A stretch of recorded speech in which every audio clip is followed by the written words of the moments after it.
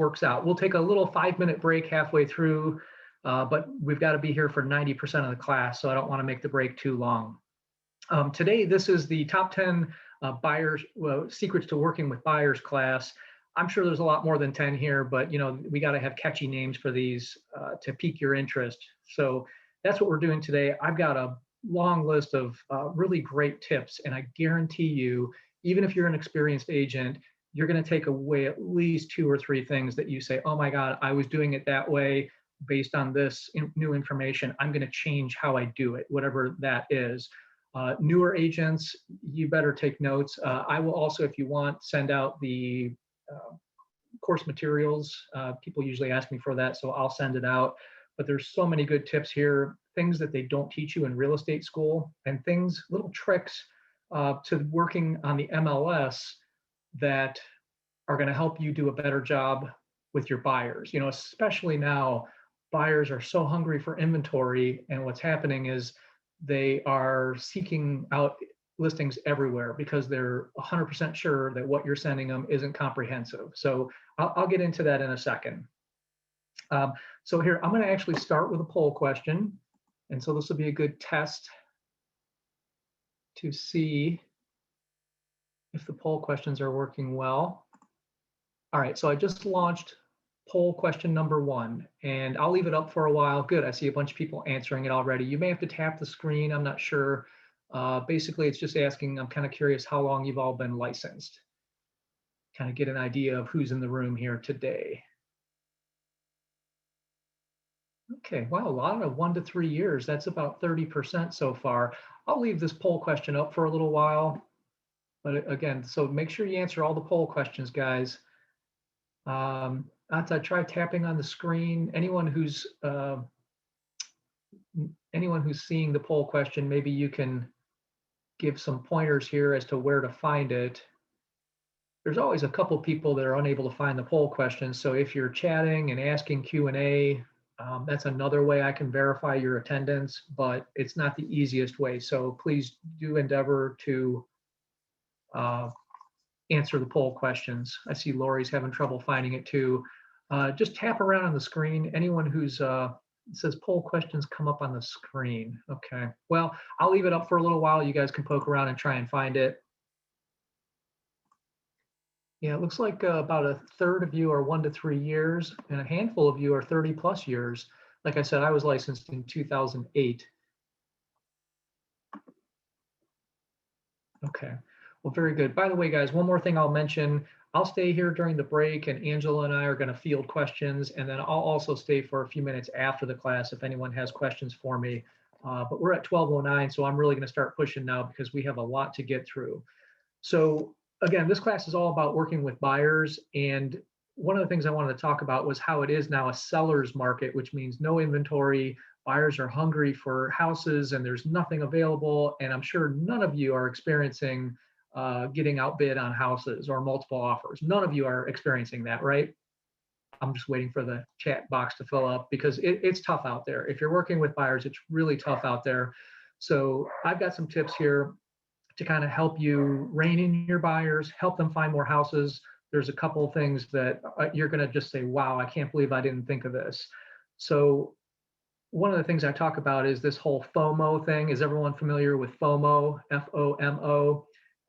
It's I got to stop looking at the chat because you guys crack me up.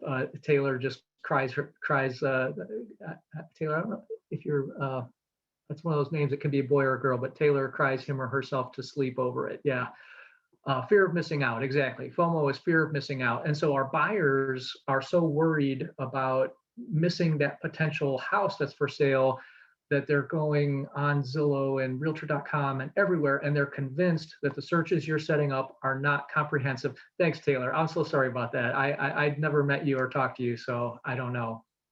But Taylor's a girl for anybody. Taylor, are you single? Because I could let all the single guys know. Okay, I'm sorry. I'm going off on a tangent there. But this whole FOMO thing, we need to do a really good job of getting our inventory to our buyers so that they're not out there going on other websites and maybe even going direct to houses, and then you miss out on working with that buyer. So we have by far the best tool for searching for properties. And I'm going to show you, there's a segment I'm going to do toward the end where I'm going to show you all the tricks that I use on the MLS in setting up these searches for people. It's called Client Portal. I'm sure most of you use it, but there's some tricks that you're just going to say, wow, I can't believe that. So I'm going to address something that I get all the time, and this is on Zillow. So how many of you have had a buyer contact you and say, hey, I'm interested in this house, I saw it on Zillow, and you look it up on the MLS and it's not even there, right? Uh, have any of you had that happen? All the time, right? I see everyone filling up the chat box with that. By the way, guys, the chat is awesome. I'll try to answer some of those things, and Angela's going to help me watch it too. But if you interact with this, the class is going to be much more enjoyable. But here's what happens. So then, out of curiosity, you go on Zillow and pull it up, and it comes up as one of these pre-foreclosures. You guys have seen that. Well, you have to be able to answer that question for your buyers. Well, why am I seeing it on Zillow and you're not sending it to me? This is a conversation that you have to have over and over and over again. I've actually done something where I recorded like a 1.5-minute video explaining what a pre-foreclosure is. And for those of you who don't know what it means, it's public record when a property has a foreclosure filed on it. So what happens is sites like Zillow, in order to generate more leads, they will collect that information and then publish them as potential houses. They're in the business of generating leads. They're also in the business of selling homes now, but that's another conversation.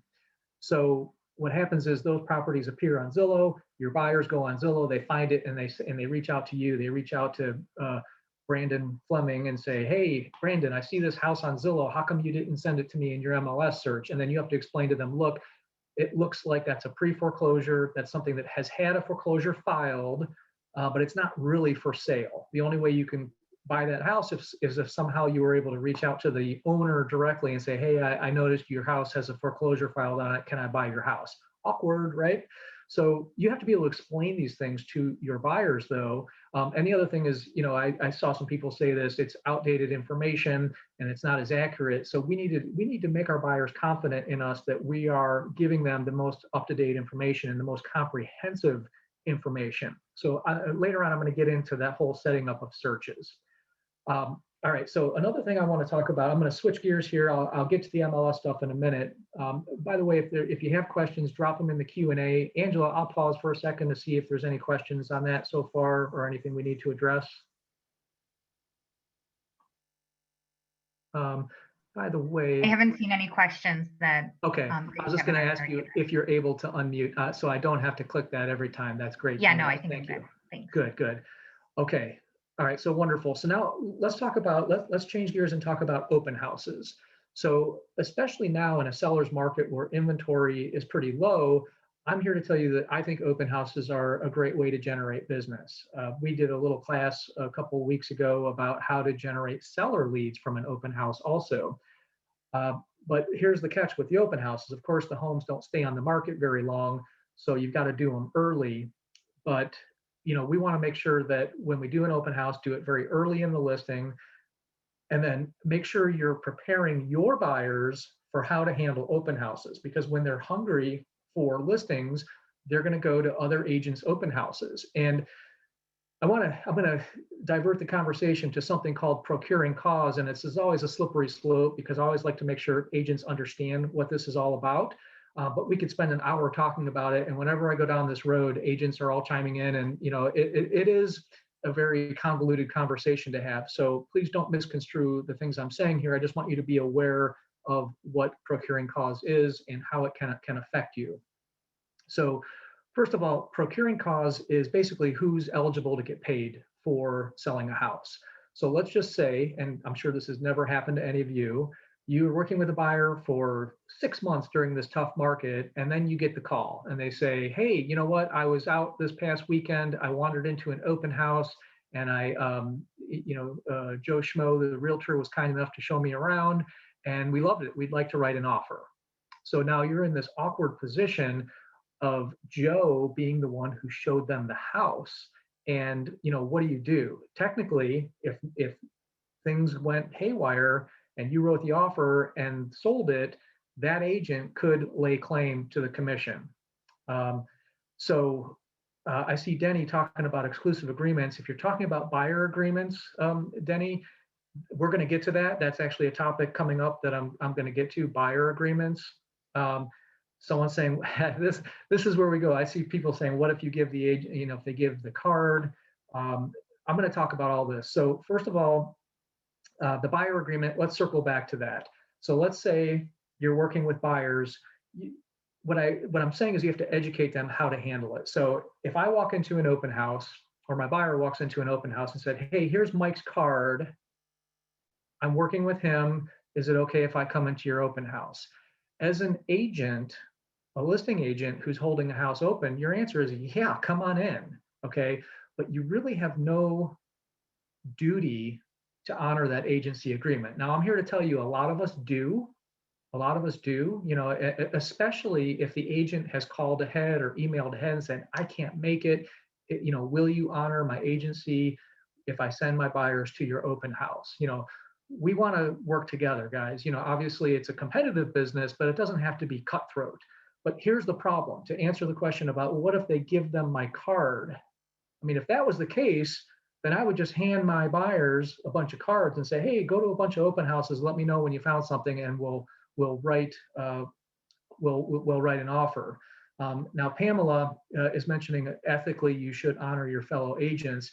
Here's the thing, procuring cause, the rules are very clear. So while you may say, Pamela, you need to do my ethics class, because there's a difference between ethics and morals.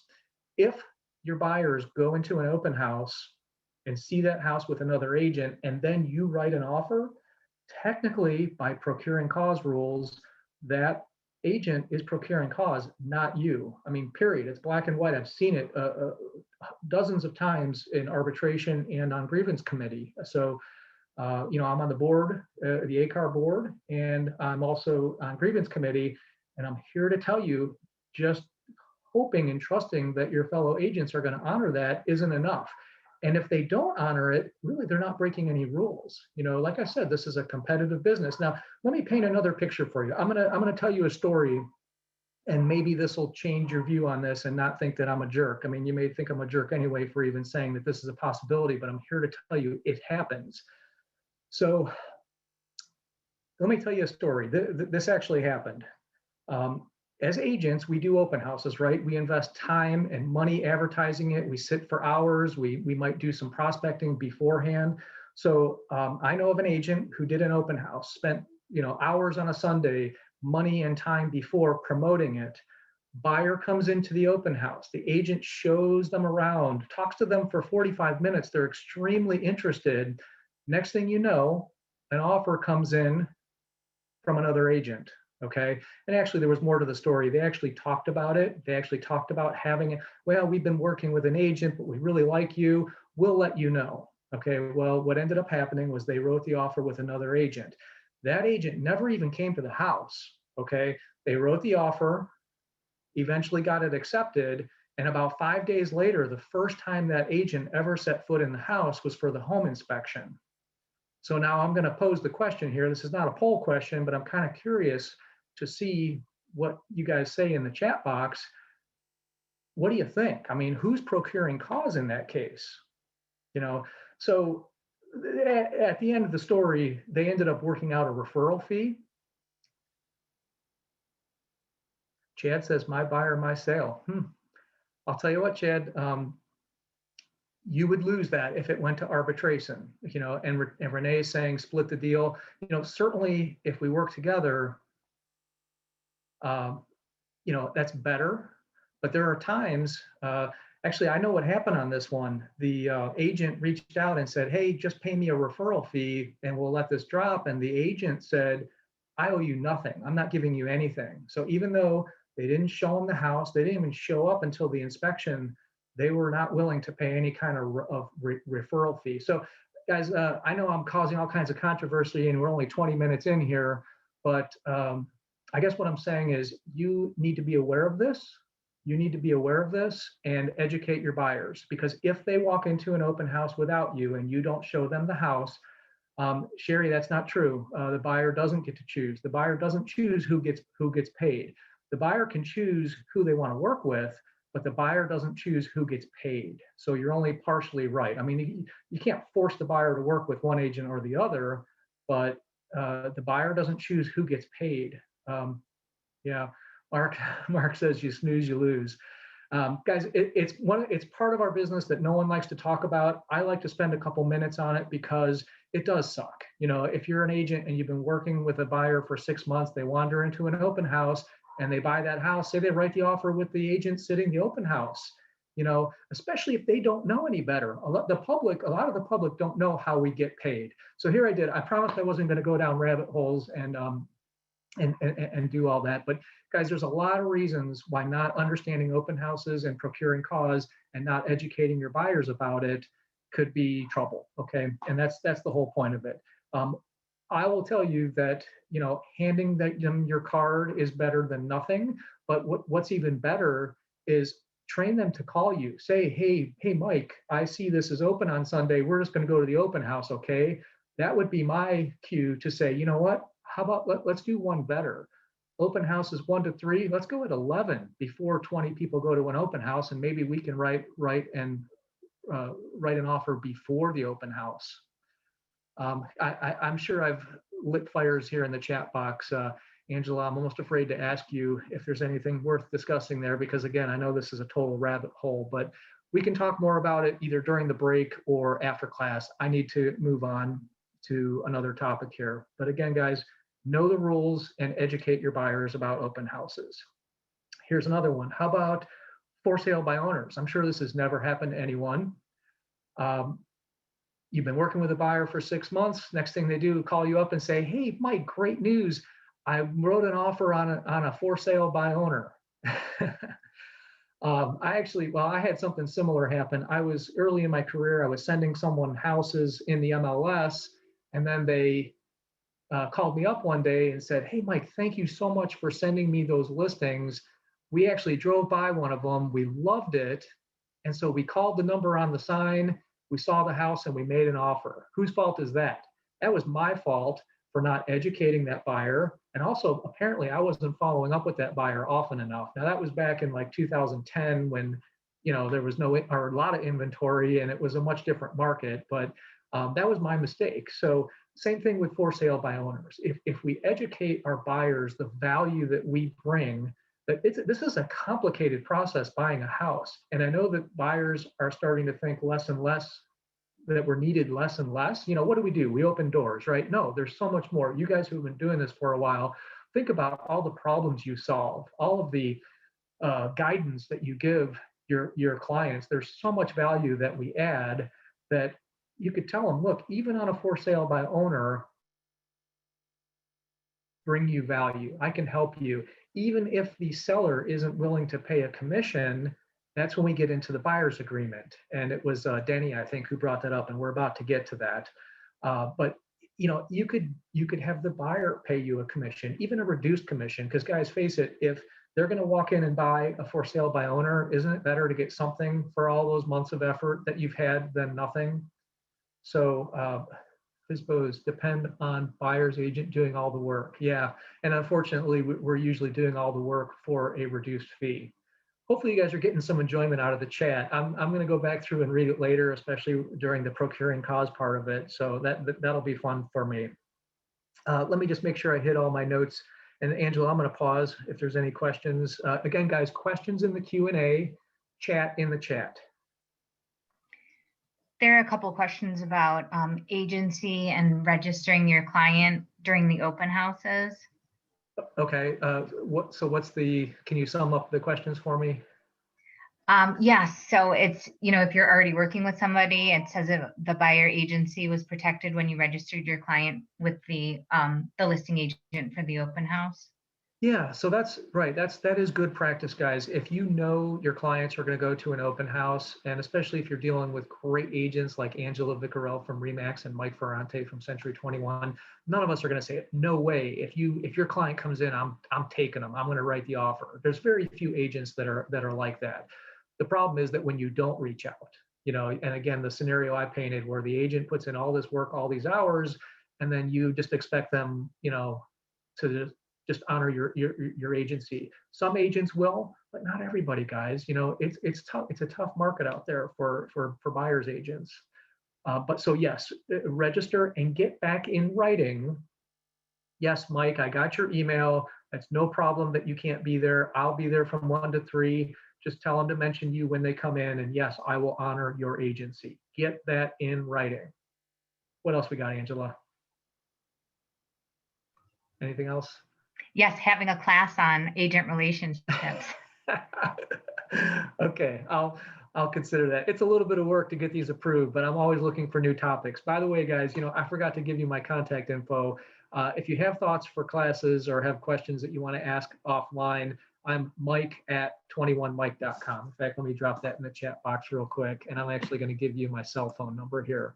For those of you who've done deals with me and you're annoyed with me because I don't actively give people my cell phone number, I'm sorry about that, but here it is. So here's your chance to save that in your phone if you do need to text me.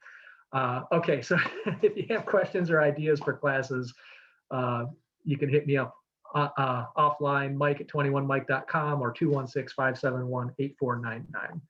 Okay, I have one more story I'm going to tell you. How am I doing on time? Okay, we're a half hour in. We're doing good. So I have a for sale by owner story for you. So this is about me. I like using myself as the example whenever possible because then no one can say, I can't believe you talked about me. But anyway, so I was probably 28 years old, maybe 26, something like that. And I had been investing in real estate, but I was not licensed yet. And I had sort of an acquaintance who was selling a duplex. And I still own this house to this day, actually. It's a great house on the west side of Cleveland. But anyway, he said, hey, I'm selling a few of my houses off. Would you like to buy this? I'll give you a great deal. Okay. Basically, it was a FSBO. So the day of the appraisal, I stopped there and he's down in the basement painting the walls. And I thought, that's kind of weird. But, you know, I didn't think twice about it. So anyway, I bought the house. No RPD was filled out. You know, first of all, even with a FSBO, you're supposed to fill out an RPD. You know, technically, had I wanted to, I probably could have sued this guy, but I didn't. You know, I was young and also I just didn't have that in me at the time. So what happened was several years after I owned the property, I heard from the neighbors, you know, that house was condemned at one point. You know, that house, the foundation walls were caving in at one point. And I'm like, oh my God, no, I had no idea. And I wasn't experienced yet to be able to recognize that, but you could see where some block had been replaced.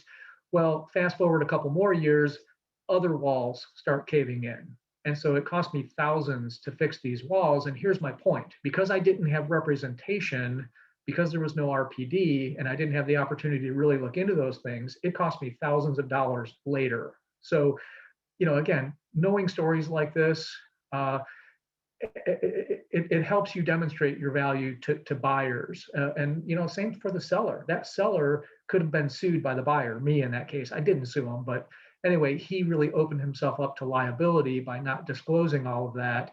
So we have a lot of value, and that's a story of a FSBO where the buyer, me, got burned. Is he still my friend? Erica Jones is asking, is he still my friend? I haven't talked to him in a long time, but that's not because of that incident. I forgave him for that. And anyway, no, I don't really talk to him though. Okay, so I'll pause while I'm going on to the next poll question here. And Angela, just unmute if there's anything, otherwise I'll keep going. I have the second poll question. I'm gonna end the polling on how long licensed. It looks like 151 of 152 people answered the poll question. If you're the one who didn't, make sure you're chatting and asking questions. Good job, guys, by the way. You know what? I'm going to hit this button that says share results. That's kind of cool. I haven't done that before, so hopefully you guys are enjoying those poll results. I do need to get on to the second poll, though. So I'm going to close that and go to the second poll.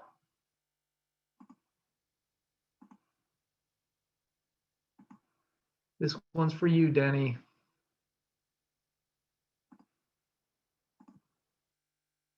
Okay. Next question is, how often do you use a buyer's agreement? And the choices are always, sometimes, never, or what's a buyer's agreement? So everybody knows what one is? Okay, we got a couple people that don't, and I expected it. Every time. Brandon, virtual high five. Virtual high five, Brandon. Brandon says he uses them every time, and that is fantastic. No, this is not the Consumer's Guide to Agency, Deborah. All right, so I'm going to minimize that. The second poll is up, so everybody look for that. Make sure you answer. It makes verification of your attendance much easier for me. So now I'm going to tell you what a buyer's agency agreement is for those that don't know what it is. I saw someone say the poll didn't come up. Make sure you tap the screen if you're on your phone. Hover at the bottom. If you hover at the bottom, you'll see Q&A, polls, chat. I'll say this again. Q&A is for questions only. Polls are what's up right now. Poll number 2 in the chat is for where you guys are all chatting. By the way, make sure you send your messages to all panelists and attendees. So buyer agency agreement. So just like you would have a listing agreement with a seller that says you're giving me permission to sell your house, and oh, by the way, you're going to pay me for selling your house. A buyer's agreement is the same kind of thing. It outlines the responsibilities of each party, and it talks about how long it is, and it's a commitment between you and the buyer. Okay. It also talks about how much you get paid for your services. So, yeah, Gary, that's my dog. Gary Hall says someone's dog is barking. I'm here in a back room of my house, and I was worried about that. Someone was probably walking by, walking their dog. How dare they? I was hoping the headset would help filter some of that out. But so the buyer's agreement is between the agent and the buyer. It says that I'm going to get paid for working with you. It may talk about a minimum commission. So if any of you are doing low-priced listings, for example, if you're doing low-priced investment properties, and say it's a $30,000 purchase and the commission might be $1,000, you may say, well, look, my minimum commission is $1,500 or $2,000 or whatever it is. And in that case, you explain to the buyer that if the commission is only this and my minimum commission is this, the seller pays me this much and you make up that difference. Okay. You could also say it's 3%, so if there's commissions being offered out there that are 2%, it may mean that, hey, I get paid by the seller 2%, but my minimum is 3%. Mr. Buyer, Mrs. Buyer, you make up this much of a difference. Yeah, Denny's talking about it protects you. So if there's a 1% commission listed in the MLS, which we're not allowed to collude and price fix and all that kind of stuff, but it certainly opens up the discussion, as Denny says, with the buyer about making sure that you're making a living, that you're getting paid some kind of minimum commission. So it talks about the commitment, and it talks about the commission that you're going to get paid. I really like the commitment part of it because it goes back to some of these other things. Hey, I'm going to an open house. Hey, I'm going to go. Okay. It reminds the buyer that they've signed something that says they're working with you. Okay. That's really the most important thing. Ask your broker, ask your manager for a copy of your buyer's agreement. And if you're not using one, guys, highly recommend it. Really highly recommend it. If someone goes and buys a FSBO and doesn't bring you in, are you really going to go sue them and say, hey, you owe me 3% because you bought a FSBO? A lot of us won't do that, but just know that it does protect your right and hopefully helps develop that loyalty with the buyers that you're working with. Hopefully all the other things that you do on top of that develop that loyalty as well. But this is just another tool, and it starts the conversation. Okay. Now, I did a whole video about how to present this to your buyers, because kind of like a consumer's guide, how many of you have trouble with a consumer's guide where first time you meet a client, you jam a consumer's guide in front of them and they say, well, I'm not signing anything. So it's not necessarily something you make them sign on the first conversation, but they should at least be aware of it. And then maybe once you might say, well, hey, once we're comfortable working with each other, this is a document that I use. So from here, I'm going to transition into the buyer interview, as I call it. And I'm going to bring up some questions that we talk about with buyers, because really, I think a lot of us are just, getting a buyer lead and then taking them out and start showing them houses. We really don't interview them to dig a little deeper to understand what's going on. So I've been talking a lot. I'm going to catch my breath. And Angela, I'll open it up and see if you have any questions for us. By the way, I say us because if you have input, I'm happy to hear it. There is a question about any core classes coming up, a little bit off topic, but a good question. Nothing coming, nothing scheduled. Anything off topic too, by the way, guys, let's save those for the break or after class, because I've got a lot of material to get through here. But I'm going to try to get approved for law and for fair housing. Right now, I only do ethics, which is a hoot, by the way. All right, so let's talk about the buyer interview. I'm actually going to share my screen real quick. Let's see, hopefully I have it open. Here we go. Oh, no, that's not it. Oh. Here we go.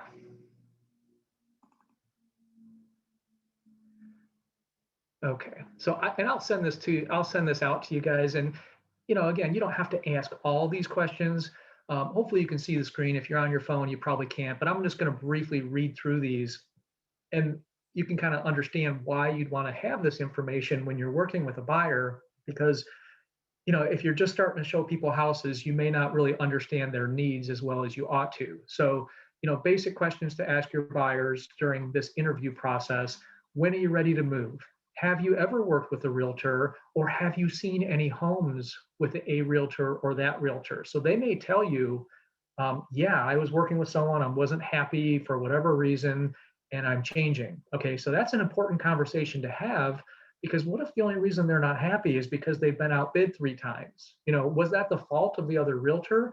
As the next realtor in line, maybe you need to have a conversation about the state of the market. Not that you're looking to lose a client because they came to you for a reason. Maybe the other agent didn't do a good job explaining that. A lot of what we do is about setting expectations. So it's a little different if I tell a buyer, look, be prepared to have your heart ripped out, compared to, hey, let's write an offer. This is a pretty good offer. I think it's looking good. And then they get beat out, and then they get beat out again and again. If we haven't prepped our clients for that, we're really not doing our jobs as well as we could. So the other thing is the whole procuring cause conversation. So if you were working with, I'm so sorry guys about my dog. I'm gonna have to, maybe we should take our break now.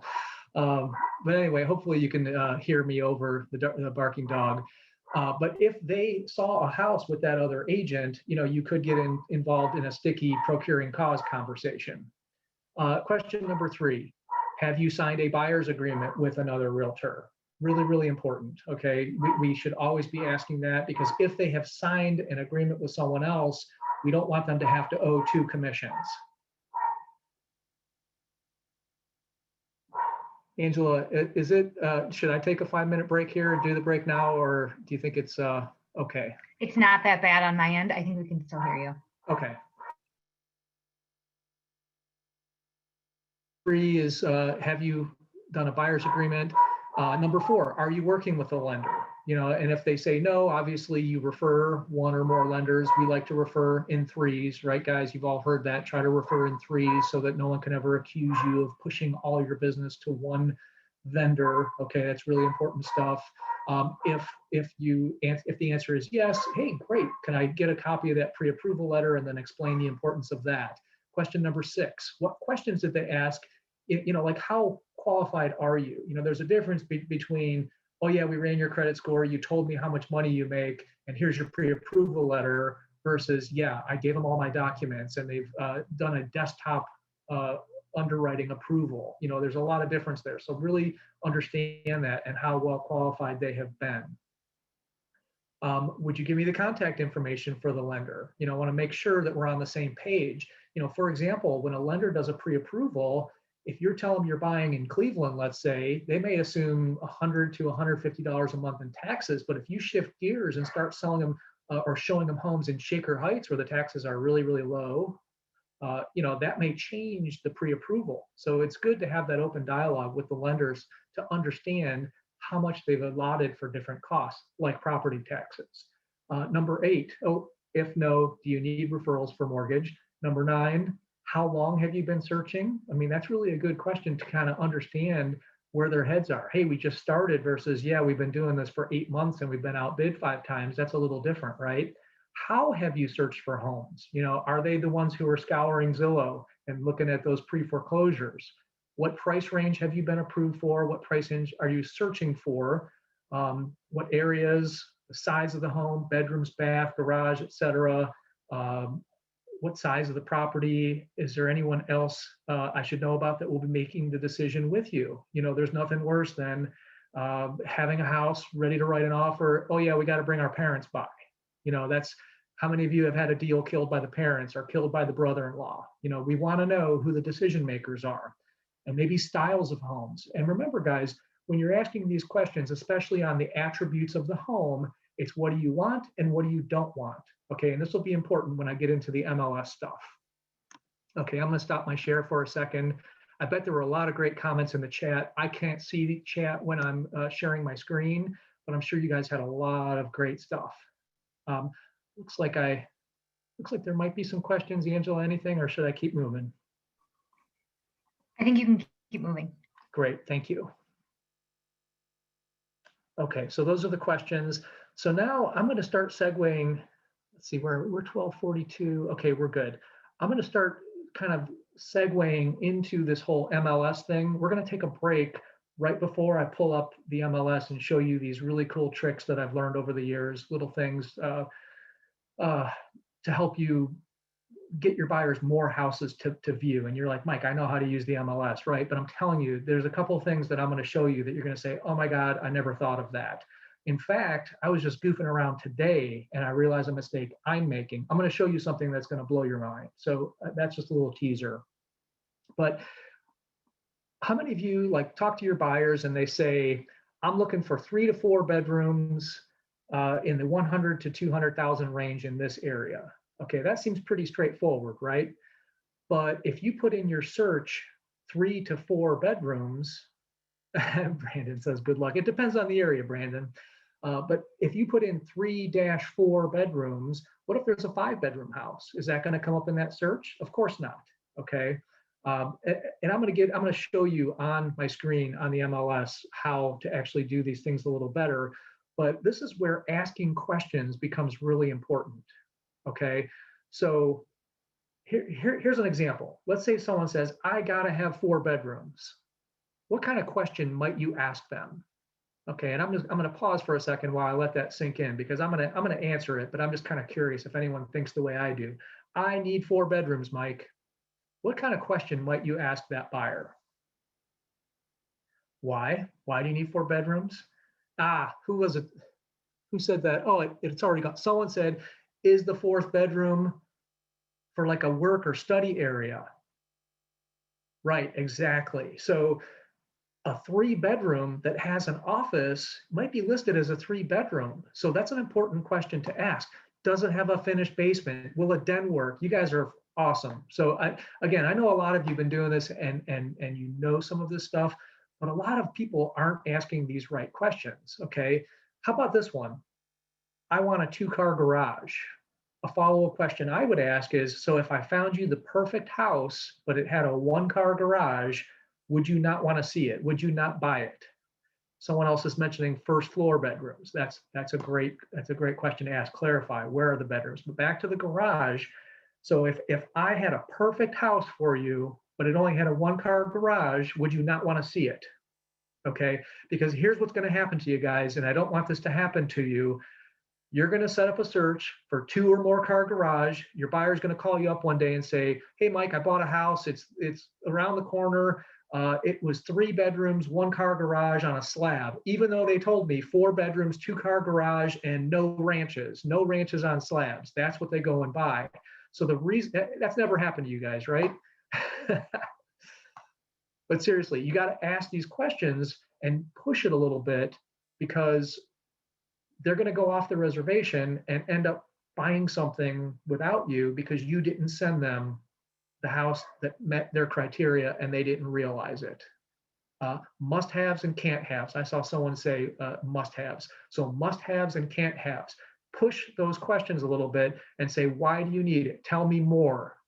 So you're saying, if I found you, even though you told me you don't like bungalow ceilings, If I found you a 4-bedroom, 2-bath, 2-car garage bungalow or Cape Cod that was totally updated in your price range, you wouldn't want to see it? Ask the questions that way.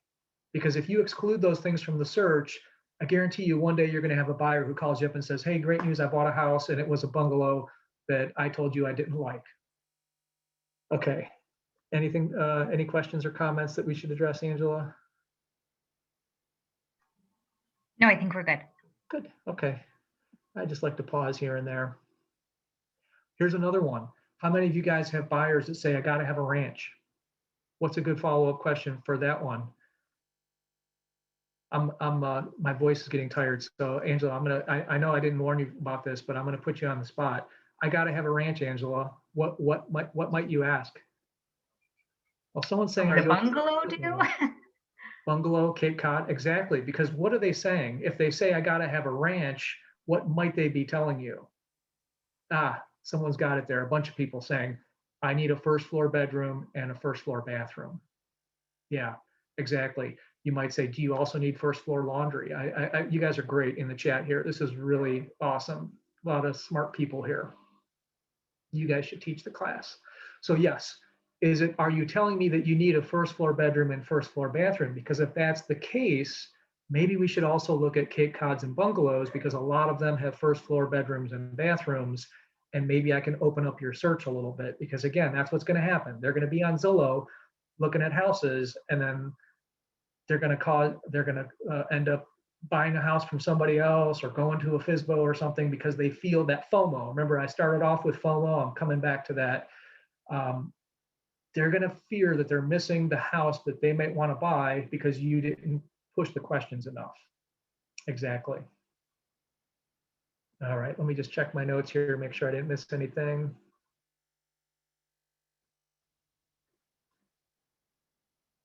Okay, no, I think I got everything. So here's what we're going to do. I am ready to pull up the MLS. We're going to take a 5-minute break. I'm going to go tell my dog to be quiet, and we're going to take a 5-minute break.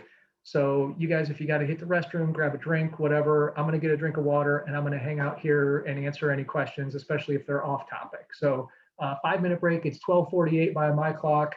Please be back right at 12:53, and I'm going to have a question for you right away to make sure that you came back in 5 minutes.